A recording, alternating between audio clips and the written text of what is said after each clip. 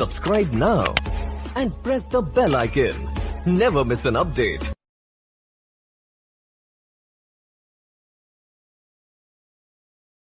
Hello and welcome to the third part of the tutorial series, The Rise of Nationalism in Europe. इसमें हम the age of revolutions 1830 and 1848 के बारे में पढ़ेंगे और ये 7 टॉपिक्स हम कवर करेंगे इस ट्यूटोरियल में. So let us begin. The autocratic nature of conservative regimes was countered with many revolutions in the years 1830-1848. 1815 की ट्रीटी ऑफ वियन्ना के तहत कंजर्वेटिव सिस्टम स्थापित किया गया था, यानी प्री रिवोल्यूशनरी ईयर्स में जाते हुए मोनार्किकल सिस्टम को रिस्टोर किया गया था. और ये हाईली ऑटोक्रेटिक रिजीम्स थी which did not like the public dissent. और प्रेस पे भी सेंसरशिप लगाई गई थी, यानी न्यूज़पेपर्स, बुक्स या कोई भी क्रांतिकारी विचार, लिबर्टी, इक्वलिटी, फ्रेटर्निटी, ये सब लोगों के बीच में फैलने न पाए. ये सारी कोशिशें इस कंजर्वेटिव ऑर्डर के दौरान होती थीं और ये उदारवादियों को बिल्कुल पसंद नहीं था और अनेक आंदोलन और क्रांतियां इस कंजर्वेटिव ऑर्डर के खिलाफ हुई. हमने पिछले ट्यूटोरियल यानी पार्ट 2 में जाना था कि किस प्रकार से गुप्त और अंडरग्राउंड सोसाइटीज इस्टेब्लिश हुई, जैसी कार्बोनेरी और जिसपे मजनी द्वारा स्थापित यंग इटली, यंग यूरोप, और फिर यूरोप में 1830 और 1848 में 2 बड़ी क्रांतियां हुई जिससे पूरे यूरोप में राष्ट्रवाद की लहर फैल गई और जहां नेशन स्टेट्स नहीं थे वहां पे नेशन स्टेट्स की डिमांड होने लगी. हमने पिछले ट्यूटोरियल में ये भी देखा था कि किस प्रकार से इंडस्ट्रियल रेवोल्यूशन की वजह से new social systems came into existence, जैसे working class, middle classes, commercial classes. और ये जो रेवोल्यूशंस हो रहे थे इनके लीडर्स इन्हीं लिबरल मिडिल क्लासेस के लोग थे, जैसे professors, school teachers, clerks and members of the commercial classes. लेकिन इन 2 बड़ी क्रांतियों को पढ़ने से पहले, स्टडी करने से पहले हम ये जानने की कोशिश करेंगे कि वो कौन से घटनाक्रम थे जिन्होंने लोगों को राजतंत्रों के खिलाफ विद्रोह करने के लिए प्रेरित किया और राष्ट्रवाद को बढ़ावा दिया. और इसकी शुरुआत हम करेंगे ग्रीक वार ऑफ इंडिपेंडेंस से. Greece was a part of Ottoman empire since 15th century. बहुत पहले से ही ऑटोमन साम्राज्य का हिस्सा था ग्रीस. ऑटोमन साम्राज्य काफी बड़ा था, अफ्रीका का भी कुछ हिस्सा, एशिया का हिस्सा और यूरोप तक फैला हुआ था ऑटोमन साम्राज्य, जो कि एक मुस्लिम साम्राज्य था. और ये है ग्रीस जो उस वक्त ऑटोमन साम्राज्य के अधीन था और ऑटोमन साम्राज्य से अलग होना चाहता था, एक स्वतंत्र देश बनना चाहता था. Greek war of independence began in 1821. Greek revolution की शुरुआत 1821 में हुई. It was supported and helped by other great European powers. तो फ्रांस, रशिया और यूके ने ग्रीस की मदद की थी और उसकी वजह भी थी ग्रीक आइलैंड क्योस. ये पेंटिंग है the massacre at Chios by Eugene Delacroix. Chios द्वीप पर बड़ी तबाही मचाई थी ऑटोमन साम्राज्य के सैनिकों ने, जिससे पूरा यूरोप सन्न रह गया और क्रोध की लहर फैल गई लोगों में और अन्य यूरोपीय क्षेत्रों के लोग भी, देशों के लोग भी आकर ग्रीस की मदद करना चाहते थे. The Greeks living in exile also supported the Greek Revolution. तो ऐसे ग्रीक वासी जो अपने देश में न रहकर बाहर रह रहे थे वो भी ग्रीक रेवोल्यूशन को सपोर्ट करने लगे थे. दूसरी वजह ये थी कि the poets and the artists lauded the ancient Greek art and culture. The land of Greece was famous for its classical art and culture और इसे क्रेडल ऑफ यूरोपियन सिविलाइजेशन कहा गया. मींस जैसे यूरोप की सभ्यता और संस्कृति की धुरी हो, ये यहीं से यूरोप की सभ्यता और संस्कृति पली बढ़ी हो. तो ग्रीक आर्ट एंड कल्चर के नाम पे भी लोगों का सपोर्ट मांगा गया और फ्रांस, रशिया और यूके ने सपोर्ट किया. English poet Lord Byron organise funds and went to fight. Lord Byron जो कि इंग्लिश पोएट था उसने फंड ऑर्गेनाइज किए ग्रीक रेवोल्यूशन को सपोर्ट करने के लिए, युद्ध में भी गया लेकिन वहां पर टाइफॉइड की वजह से उनका देहांत हो गया. Ultimately the treaty of Constantinople of 1832 के तहत ग्रीस को एक इंडिपेंडेंट नेशन घोषित किया गया. ऑटोमन साम्राज्य आज तुर्की के नाम से जाना जाता है. कॉन्स्टेंटिनोपल आज इस्तांबुल के नाम से जाना जाता है जो कि टर्की का सबसे बड़ा शहर है. तो ये था ग्रीक वार ऑफ इंडिपेंडेंस जो 1821 में शुरू हुआ और 25 मार्च को प्रतिवर्ष ग्रीस अपना इंडिपेंडेंस डे मनाता है. Romantic imagination and national feeling. It was a cultural movement, यानी एक सांस्कृतिक आंदोलन था, spreading national sentiments and the idea of nation through art, poetry, stories and music. Romantic means which is associated with the emotional and passionate feeling towards someone or something. यहाँ पर romantic poets and artists के द्वारा revolutions और wars का सहारा न लेकर के art, poetry, stories, music etcetera का सहारा लेकर लोगों के बीच में राष्ट्रवादी भावना का प्रचार प्रसार किया गया, जिससे वो इकट्ठा हों और नेशन स्टेट्स के लिए संघर्ष करें. इसे कल्चरल मूवमेंट या रोमांटिसिज्म के नाम से भी जाना जाता है. रोमांटिसिज्म में रीजन, साइंस को क्रिटिसाइज किया गया। मींस तर्क और विज्ञान को अधिक महत्व दिए जाने की आलोचना की गई। फोकस था इनका emotions, intuitions and mystical feelings. Intuitions means हमारी मन की अंतर्दृष्टि या हमारे मन में उठने वाले आभास। कभी कभी हमें लगता है कि कुछ अच्छा या बुरा होने वाला है। हम कहते भी हैं कि पता नहीं क्यों ऐसा महसूस हो रहा है कि कुछ गड़बड़ होने वाली है या कोई आने वाला है, या कुछ भी ऐसा हमारे मन में आभास उठता है जिसे हम एक्सप्लेन नहीं कर पाते। और बाद में वो घटना घट जाती है तो हम कहते भी हैं कि देखा, मैं कह रहा था ना कि मुझे लग रहा था कि ऐसा होने वाला है। समथिंग रॉन्ग और something good is going to happen. जब हम किसी डिसीजन पर नहीं पहुंचते तो यही कहते हैं कि कुछ मत सोचो, अपने इंट्यूशन पे विश्वास करो, जो दिल कहे वही मानो, वही करो। No reason, no application of mind. कोई हमें अच्छा लगता है, क्यों लगता हमें पता नहीं, वी कैनॉट एक्सप्लेन इट। तो ये सब रोमांटिक एलिमेंट्स हैं जहाँ पर रीजन और साइंस को हम एक तरफ रख देते हैं। मिस्टिकल फीलिंग्स भी इसी से रिलेटेड हैं। जो बातें, जो विचार, जो भावनाएं हमें समझ में नहीं आती, हम उन पर विचार करते हैं तो एक रहस्य की तरह उभरती हैं। जैसे दुख क्या है, संसार क्या है, हम क्यों आए हैं, या हमें कोई अच्छा लग जाता है तो क्यों लगता है। We can not explain it but these things exist in our mind, in our heart. तो इमोशंस, इंट्यूशंस, मिस्टिकल फीलिंग्स को कल्चरल मूवमेंट यानी रोमांटिसिज्म का हिस्सा बनाया गया और लोगों को जोड़ने की कोशिश की गई। शेयरिंग कलेक्टिव हेरिटेज यानी साझा विरासत। हम इंडिया के रहने वाले हैं तो इंडिया का जो भी पास्ट होगा वो हमारा कॉमन पास्ट माना जाएगा, और जो भी हमारी हेरिटेज है यानी जो भी मॉन्यूमेंट्स हैं, जो भी कल्चर है, जो भी आर्ट है, वो हमारी हेरिटेज है। और ये सब मिलकर एक राष्ट्र का आधार बनती हैं। लोग संघर्ष करके इसी आधार पर, common heritage and cultural past के आधार पर एक होकर एक नेशन की मांग करते हैं। Folk culture reflects true spirit of the nation among common people. इस आंदोलन का एक हिस्सा ये भी था जिसे फोक कल्चर के नाम से जाना जाता है, जो आम लोगों के बीच में ज़्यादा प्रचलित होती है। फोक मीन्स जनमानस, द कॉमन पीपल। सदियों से जो परंपराएं चली आ रही हैं, जगह या स्थान विशेष या किसी भौगोलिक विशेष क्षेत्र में लोग इनका पालन करते चले आ रहे हैं, क्योंकि वो आज भी हमारी संस्कृति का हिस्सा है। और अधिकतर रूरल और कंट्री साइड एरिया में ज़्यादा प्रचलित होती हैं परंपराएं, जैसे हमारे त्यौहार, नाच गाने, लोक कथाएं जैसे पंचतंत्र, महाभारत या रामायण की कथाएं, रामलीला का मंचन आदि। लोक नृत्य में आप लोग जानते होंगे असम का बिहू, उत्तर भारत का कथक, गुजरात का डांडिया जो कि बहुत फेमस है। ये सब फोक कल्चर ही हैं जो कब शुरू हुए कुछ पता नहीं, पर पीढ़ी दर पीढ़ी, जनरेशन टू जनरेशन ये ट्रांसफर होती चली आ रही हैं। और आम जनता यानी common people and even intellectual people have a very close connect with these folk cultures. तो अगर इस फोक कल्चर में हम नेशनल सेंटिमेंट्स, नेशनल एलिमेंट्स को मिला दें तो आम जनता जो पढ़ी लिखी नहीं भी है उसके बीच में भी राष्ट्रवाद की भावना का प्रचार प्रसार हो जाता है। हम आधुनिक भारत का उदाहरण लें तो महाराष्ट्र में गणेश उत्सव बहुत प्रसिद्ध है, और हमारे महान स्वतंत्रता सेनानी बाल गंगाधर तिलक ने इस गणेश उत्सव का बड़ा अच्छा उपयोग किया राष्ट्रवाद को बढ़ावा देने के लिए। लोगों को संबोधित कर कर वो स्वराज के लिए, संघर्ष के लिए प्रेरित करते थे। So folk culture was a very good medium to connect with the common people at grass root level. So folk culture was also a component of this cultural movement. इसमें हम नाम लेना चाहेंगे German philosopher John Gottfried Herder का, who emphasized on discovering the true spirit of the nation and nation building among German people through folk culture जैसे folk songs, poetry, tales, dance etcetera.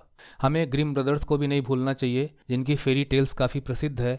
उन्होंने घूम घूम कर बड़े अथक प्रयास से दोनों भाइयों ने, जैकब एंड विल्हम ने, लोक कथाओं का संग्रह किया, उन्हें प्रकाशित किया और लोगों को नेशनलिज्म से कनेक्ट किया।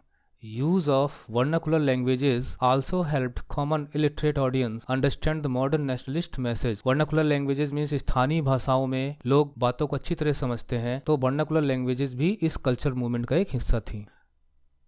पोलैंड में करोल कर्पंस्की ने अपने ओपराज और म्यूजिक के थ्रू यानी संगीत नाटकों के माध्यम से नेशनल फीलिंग को पोलैंड में जागृत रखा और पोलोनेज और मजूरका डांसेस को नेशनल सिंबल्स के रूप में इस्तेमाल किया। यह है कैरोल कर्पंस्की।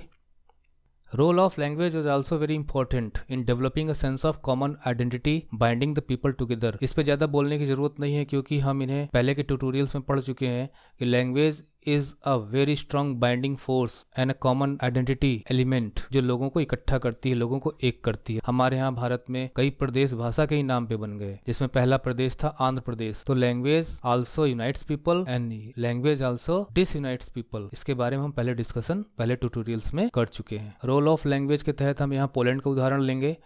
पोलैंड उस वक्त रशियन ऑक्यूपेशन में था। जैसा कि हमने ट्रीटी ऑफ वियन्ना में पढ़ा था कि पोलैंड को प्रशिया, रशिया और ऑस्ट्रिया ने मिलकर आपस में बांट लिया था। तो जो हिस्सा रशियन ऑक्यूपेशन में था वहां पर रशियन लैंग्वेज को बढ़ावा दिया गया। Russian language was imposed everywhere और पोलिश लैंग्वेज को यहाँ तक कि एजुकेशनल इंस्टीट्यूशन से बाहर कर दिया गया और रशियन भाषा को थोप दिया गया। In 1831 an armed rebellion was brutally crushed. वहां पर जो भी विद्रोह हुए खासकर 1831 का, उसे बुरी तरह कुचल दिया गया। Many members of the clergy used Polish language in church gatherings and religious instructions to raise national sentiments. तो चर्च में जो पादरी वगैरह हुआ करते थे वो पोलिश भाषा का इस्तेमाल करते थे राष्ट्रवाद के प्रतीक के रूप में। A large number of bishops and priest were punished for not using Russian language in preaching. और इसकी सजा उन्हें भुगतनी पड़ी, तरह तरह के पनिशमेंट दिए गए क्योंकि उन्होंने रशियन लैंग्वेज का इस्तेमाल करने से मना कर दिया था। तो the use of Polish language thus became a symbol of the struggle against Russian domination. तो एक प्रकार से पोलिश भाषा का इस्तेमाल यानी पोलैंड के लोगों की पोलिश भाषा का इस्तेमाल एक राष्ट्रवाद का प्रतीक बन गई। अगर आप उसे इस्तेमाल करते हो, it means you are nationalist, you are trying to get Poland free of Russian occupation. तो इस प्रकार से रोमांटिसिज्म यानी कल्चरल मूवमेंट ने भी लोगों को राष्ट्रवाद के लिए प्रेरित किया और लोग नेशन स्टेट्स की मांग और प्रबल करते चले गए। और फिर 1830 में रेवोल्यूशंस हुए यूरोप में। फ्रांस में क्रांतियां अक्सर सफल हो जाया करती थी। The liberal revolutionaries in France overthrew the Bourbon king Charles 10। Charles 10 treaty of Vienna के तहत लुइस 18 को रिस्टोर किया गया था। 1824 में डेथ हो गई। उसके बाद चार्ल्स 10 को गद्दी पे बैठाया गया, लेकिन ये हाईली कंजर्वेटिव था और जुलाई में इसने कुछ ऑर्डिनेंसेस जारी किए जिससे प्रेस पे सेंसरशिप बढ़ा दी गई, वोटिंग राइट्स कम कर दिए गए और 27, 28 और 29 जुलाई यानी 3 ग्लोरियस डेज के नाम से जाना जाता है। लोगों ने संघर्ष किया और अंत में चार्ल्स 10 को गद्दी छोड़कर भागना पड़ा। A constitutional monarchy was installed. उसके बाद वहां पर एक कॉन्स्टिट्यूशनल मोनार्की मींस ऐसी मोनार्की जो कॉन्स्टिट्यूशन के अधीन वर्क करेगी, मतलब ऑटोक्रेटिक नहीं होगी। चार्ल्स 10 के बाद लुइस फिलिप को गद्दी पर बैठाया गया, जिसे सिटीजन किंग के नाम से भी जाना जाता है, जो कहता था कि मैं फ्रांस का राजा नहीं हूं, मैं फ्रेंच लोगों का राजा हूं। लोगों को बड़ी उम्मीद थी लुइस फिलिप से। It is also called July revolution. जैसा मैंने बताया आपको कि 27, 28, 29 जुलाई ये 3 ग्लोरियस डेज थे जुलाई के, जिसने इस रेवोल्यूशन को सफल बना दिया। It took place in July 1830। Belgium broke away from the kingdom of Netherlands. और 1830 में सिर्फ फ्रांस में ही क्रांति नहीं हुई थी, विद्रोह और यूरोप के देशों में भी हुए थे, जैसे Italy, England, the kingdom of Netherlands. लेकिन हर जगह उन्हें मोनार्किकल ऑटोक्रेटिक रिजिम्स ने कुचल दिया, लेकिन नीदरलैंड्स में ये सफल रहा और बेल्जियम एक आज़ाद देश बनकर उभरा 1830 में। मेटरनिक ने कहा था, मेटरनिक वही जिसने ट्रीटी ऑफ वियना को होस्ट किया था, When France sneezes, Europe catches cold, means France में होने वाली गतिविधि का पूरे यूरोप पर असर पड़ता है। ये है मैप 1830 का रिवोल्यूशन। फ्रांस में, यूनाइटेड किंगडम में भी इसका असर हुआ था और कुछ सुधार करने पड़े थे वहां पर। ये नीदरलैंड है जहां से बेल्जियम अलग हो गया था। इसके अलावा जहां भी क्रांतियां हुई इटली में, ये सब दबा दी गई। ऑस्ट्रिया ने आगे कुचल दिया विद्रोह को पूरी तरह से। So it was successful in France because वहां पे कॉन्स्टिट्यूशनल मोनार्की स्टैब्लिश की गई। चार्ल्स 10 को भागना पड़ा, लुइस फिलिप गद्दी पर बैठा, बेल्जियम स्वतंत्र हुआ, यूनाइटेड किंगडम में कुछ सुधार करने पड़े वहां की सरकार को, और बाकी क्षेत्रों में ये विद्रोह सफल नहीं हो पाए। 1830s the years of economic hardship and popular revolt, यानी आर्थिक तंगी का दौर था ये, और जिसकी वजह से पॉपुलर रिवोल्ट हुए। पर इसकी वजह क्या थी? Enormous increase in population in Europe. Europe में पॉपुलेशन काफी बढ़ रही थी। Seekers of job were more than the employment. Over crowded slums में झुग्गी झोपड़ियाँ, मलिन बस्तियाँ, तो वहाँ पर लोगों की तादाद काफ़ी ज़्यादा बढ़ गई। उसकी वजह थी migration of rural people to cities. लोग शहर की तरफ भाग रहे थे गांव छोड़ के काम की तलाश में, जिससे वो अपनी आर्थिक तंगी को दूर कर सकें। Small producers specially in textile sector, जो छोटे उत्पादन करता थे, जो घरों में हथकरघा चला के या छोटे छोटे कारखानों में काम करते थे, faced stiff competition from chief machine made goods from England. तो आप समझ गए होंगे कि उनका कंपटीशन कहाँ था? इंग्लैंड में बने सस्ते कपड़ों से था जो मशीन से बनते थे। उसकी वजह क्या थी? Industrial revolutions. और जब हम नेशनलिज्म इन इंडिया पढ़ेंगे तो वहां पे भी हम देखेंगे किस प्रकार से these chief machine made goods destroyed the Indian textile industry. Peasants struggled under the burden of feudal dues and obligations। जहां पर अभी भी अरिस्टोक्रेटिक रूल था, यानी कुलीन वर्ग का शासन था, वहां पीजेंट्स स्ट्रगल कर रहे थे। और अगर कोई भी बैड हार्वेस्ट सीजन आ जाए, मींस फसल खराब हो या फूड प्राइसेस बढ़ जाए, तो it led to widespread populism in town and cities. कंगाली और गरीबी टाउन एंड सिटीज में फैल जाती थी। नतीजा विद्रोह के रूप में सामने आता था। यहाँ पे हम एक विद्रोह पढ़ेंगे सिलेसिया का, the revolts of weavers in Silesia 1845। It was a revolt by cotton weavers against their contractors. Cotton weavers जो हथकरघा या छोटे छोटे कारखानों में या थोड़ी बहुत मशीनों का उपयोग करके कपड़े बनाते थे। कॉन्ट्रैक्टर्स वो जो उन्हें ऑर्डर देते थे कपड़े बनाने के लिए और पैसे देते थे, उनके खिलाफ विद्रोह था। विलियम वोल्फ जो कि एक जर्नलिस्ट था, उनकी आंखों देखी 4 जून 2 बजे a large crowd of weavers emerged in Paris and they were demanding high wages but got no respite and concessions। उनसे उनको कोई भी आश्वासन नहीं मिला, कोई राहत नहीं मिली, बल्कि धिक्कार की दृष्टि से उनको देखा गया। नतीजा क्या हुआ? लोगों ने कॉन्ट्रैक्टर के घर पे हमला कर दिया। कॉन्ट्रैक्टर पहले तो भाग गया, बाद में वो सेना लेके आया और उस संघर्ष में फिर 11 बुनकर मारे गए। तो इस तरह से विद्रोह हो रहे थे। ये बड़ी बड़ी क्रांतियों का रूप भी ले लेते थे और ऑटोक्रेटिक रिजीम्स इनको दबाने का पूरा प्रयास करती थी। और फिर 1848 का revolt, the revolutions of the liberals. 1830 के दौर में भी जो क्रांतियां थी वो यूरोप के अन्य क्षेत्रों में भी हुई थी, लेकिन 1848 उससे भी बड़ा व्यापक क्रांति का दौर था। On one side there were revolts of the poor, unemployed and the starving, जैसे हमने सिलेसिया का विद्रोह पढ़ा। And at the same time there were revolts led by educated middle classes. तो एक तरफ तो इन लोगों का विद्रोह था, पुअर का, अनएम्प्लॉयड का, स्टार्विंग पीपल का। दूसरी तरफ मिडिल क्लासेस का भी विद्रोह चल रहा था in many European countries like France, Germany, Italy, Poland, Austro Hungarian empire. पहले हम पढ़ेंगे रिवोल्ट इन फ्रांस, फरवरी 1848, जिन्हें फेब्रुअरी रिवोल्यूशंस के नाम से भी जाना जाता है क्योंकि ये फरवरी में रिवोल्ट हुआ था। The people were facing food shortages, खाद्यान्नों की कमी थी, अनएम्प्लॉयमेंट बढ़ा हुआ था। And people were not happy with their king Louis Philippe. Louis 18 को गद्दी पर बैठाया गया 1815 में। 1824 में चार्ल्स 10 गद्दी पर बैठा और 1830 के रिवोल्यूशन में चार्ल्स 10 को हटना पड़ा, लुइस फिलिप को गद्दी पर बैठाया गया। और 1848 में रिवोल्ट में लुइस फिलिप को भी लोगों ने हटा दिया। The people revolted on the roads of Paris. Barricades were erected, यानी रास्तों में अवरोध खड़े कर दिए गए जिससे कि सेना आसानी से मूव न कर सके। Louis Philippe abdicated throne and fled to England. France was declared a French republic. और अब की बार कॉन्स्टिट्यूशनल मोनार्की पर फोकस न करके फ्रांस को एक रिपब्लिक घोषित किया गया। ये सेकंड रिपब्लिक था, सेकंड फ्रेंच रिपब्लिक। पहला 1792 में था। अभी फ्रांस करंट में 5th फ्रेंच रिपब्लिक के दौर से गुजर रहा है। इस रिवोल्ट की सफलता पर लोग बहुत प्रसन्न थे और suffrage was granted to all males about 21, यानी 21 और उससे अधिक उम्र के लोगों को वोटिंग अधिकार दिया गया, जो कि कई गुना था जो लुइस फिलिप के शासनकाल के दौरान था। Right to work was granted, जिसे राइट टू लेबर भी कहा जाता है। National workshops were set up to provide employment. ये है 1848 के रिवोल्यूशन का map.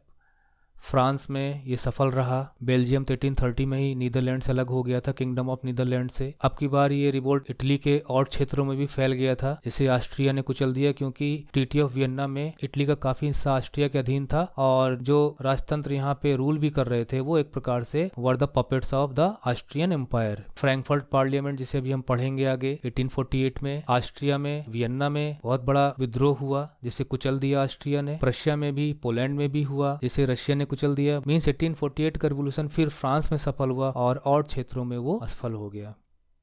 Frankfurt parliament, German regions, जो 39 स्टेट्स का जो क्षेत्र था वहां पर यह रिवोल्यूशन हुआ।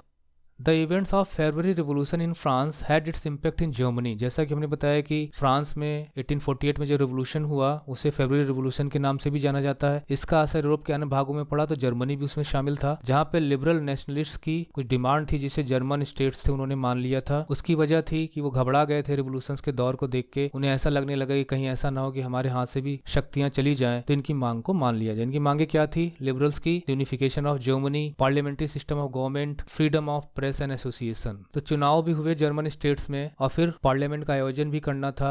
तो on 18 May 1848 831 elected representatives assembled in the Frankfurt में सब इकट्ठा हुए जर्मनी में पार्लियामेंट की बैठक के लिए to vote for all German national assembly. क्योंकि जर्मन रीजन जो था वहां पे एथनिसिटी कोई प्रॉब्लम नहीं थी, कॉमन आइडेंटिटी थी लोगों की। एक प्रकार से पार्लियामेंट पूरी तरह से जर्मन लोगों की ही थी। ये एक दृश्य है पार्लियामेंट का, फ्रैंकफर्ट पार्लियामेंट का, जो कि सेंट पॉल चर्च में आयोजित हुई थी। Means St. Paul's Church was the seat of this parliament. A constitution was drafted for a German nation. German nation कैसे गवर्न होगा उसके लिए। It was to be headed by monarchy subject to a parliament. उसमें व्यवस्था की गई कि Germany का शासन एक मोनार्की के द्वारा चलाया जाएगा जो कि हेरिडिटरी मोनार्की होगी और पार्लियामेंट की शक्तियों के अधीन होगी मोनार्की। इतना कुछ करने के बाद in April 1849 the king of Prussia Frederick William fourth was offered crown. चुने हुए प्रतिनिधियों ने, मींस इलेक्टेड रिप्रेजेंटेटिव्स ने, प्रशिया को महत्व दिया और फ्रेडरिक विलियम फोर्थ को क्राउन ऑफर किया कि आप आइए और इस जर्मन नेशन स्टेट की बागडोर संभालिए। पर प्रशियन किंग ने ये मांग स्वीकार नहीं की। फ्रेडरिक विलियम फोर्थ ने ये कहकर स्वीकार कर दिया कि ये प्रिंसेस के द्वारा नहीं दिया गया, मींस जर्मन स्टेट्स के प्रिंसेस के द्वारा ऑफर नहीं किया गया, and said that he would not accept a crown from a gutter. बहुत हार्श वर्ड थे। The middle classes dominated parliament. इस पार्लियामेंट में ज़्यादातर मिडिल क्लास के लोग थे और वर्कर्स और आर्टिजन्स को कोई सपोर्ट इस पार्लियामेंट से नहीं मिला। उन्हें ऐसा लगा कि हमारी मांगे हमारी तरफ ध्यान नहीं दिया गया, तो वो इसके पक्ष में नहीं थे, जिसकी वजह से फ्रैंकफर्ट पार्लियामेंट कमजोर पड़ गई। प्रशियन किंग ने ठुकरा ही दिया था। The troops were called in और असेंबली को भंग कर दिया गया। It was forced to disband in 1849। आइए एक बार फिर मैप में हम देखते हैं। ये 1830-1848 के रिवोल्यूशंस का कंबाइंड मैप है। जो रेड कलर में है ये 1830s के रिवोल्यूशन से रिलेटेड है एरियाज, और जो ब्लू कलर में स्टार्स हैं ये 1848 के रिवोल्यूशंस का एरिया शो कर रहे हैं। तो देखिए 1830 का रिवोल्यूशन उतना व्यापक नहीं था जितना व्यापक था 1848 का। 1848 में ऑस्ट्रिया में भी विद्रोह हुए थे, वियन्ना में, लेकिन सब जगह ये विद्रोह असफल हो गए। ये सफल हुआ तो फ्रांस में सफल हुआ। लुइस फिलिप को हटाया गया और उसकी जगह लुइस नेपोलियन गद्दी पर बैठा। 1848 से 1852 तक वो फ्रांस का प्रेसिडेंट रहा और बाद में उसने अपने आप को एम्परर घोषित कर दिया और नेपोलियन थर्ड के नाम से जाना गया। ये नेपोलियन का नेफ्यू था और सेकेंड एम्पायर, नेपोलियन के बाद सेकेंड एम्पायर फ्रांस को बनाया। सबका अपना एक हाई और लो टाइम प्रोफाइल होता है। क्लेमेंस वॉन मेटरनिक जो ट्रीटी ऑफ वियन्ना में हावी था, लेकिन इसी 1848 में ऑस्ट्रिया में यानी वियन्ना में जब विद्रोह हुआ तो मेटरनिक ऑस्ट्रिया छोड़कर भाग गया इंग्लैंड। सो ये 1830-1848 के रिवोल्यूशंस के बारे में हमने पढ़ा। लेकिन इस समय महिलाओं की क्या स्थिति थी राजनीतिक रूप से? What was the role of the women, the political rights of women? The women were not treated equally with men when it came to political rights like suffrage. महिलाओं को बराबर के राजनीतिक अधिकार नहीं थे, वोटिंग अधिकार तो बिल्कुल नहीं था उनको, जबकि उनका काफ़ी कंट्रीब्यूशन था। The women contributed by participating liberal movements में वो भाग लेती थी। फॉर्म्ड वीमेन पॉलिटिकल एसोसिएशंस, उन्होंने महिलाओं से संबंधित संगठन बनाए। फाउंडेड न्यूज़पेपर्स, अखबार भी शुरू किए। Women also took part in political meetings and demonstrations. Yet तो भी the women were not given right to vote in the Frankfurt parliament. Frankfurt parliament में वो शामिल तो हुई थी but participated only as visitors to observe the parliament and its proceedings. ऐसे ही एक फेमिनिस्ट वुमेन को सपोर्ट करने वाली विमेन राइट्स मूवमेंट एक्टिविस्ट थी लुइस ऑटो पीटर्स। इन्होंने 1848 में एक विमेन्स जर्नल भी शुरू किया और बाद में एक पॉलिटिकल एसोसिएशन बनाया, general German women's association. Impact of the liberal movements of 1848 on autocratic regimes. जो 1830 और 1848 के रिवोल्यूशंस हुए, 1848 का रिवोल्यूशन बड़े व्यापक पैमाने पर था, हालांकि वो असफल रहा, लेकिन क्या इसका कुछ प्रभाव ऑटोक्रेटिक रिजिम से पड़ा? हाँ, पड़ा। The cycles of revolutions made the autocratic regimes realize the need to grant concessions to liberal nationalists. बार बार विद्रोह और क्रांतियों के दौर को देखते हुए उन्हें लगने लगा था कि हमें कुछ न कुछ छूट, कुछ न कुछ कंसेशंस तो लिबरल नेशनलिस्ट को देने ही पड़ेंगे। The old order could not be restored means autocratic regimes को बनाए रखना मुश्किल था, कुछ कंसेशन सुधार करने ही पड़े। Autocratic monarchies of central and eastern Europe began to introduce changes. 1815 में वेस्टर्न यूरोप में जो सुधार पहले से ही किए गए थे वो सुधार सेंट्रल और ईस्टर्न यूरोप में शुरू हुए। The serfdom and bonded labour यानी बंधुआ मजदूरी। सर्फडम के बारे में हम पहले डिस्कस कर चुके हैं पहले ट्यूटोरियल्स में, और अबॉलिश्ड, इन्हें खत्म कर दिया गया हैब्सबर्ग रीजन्स और रशिया में। In 1867 more autonomy to Hungarians was given by Habsburg emperor. So these were the impacts seen after the movements of 1848. So this was the last topic of this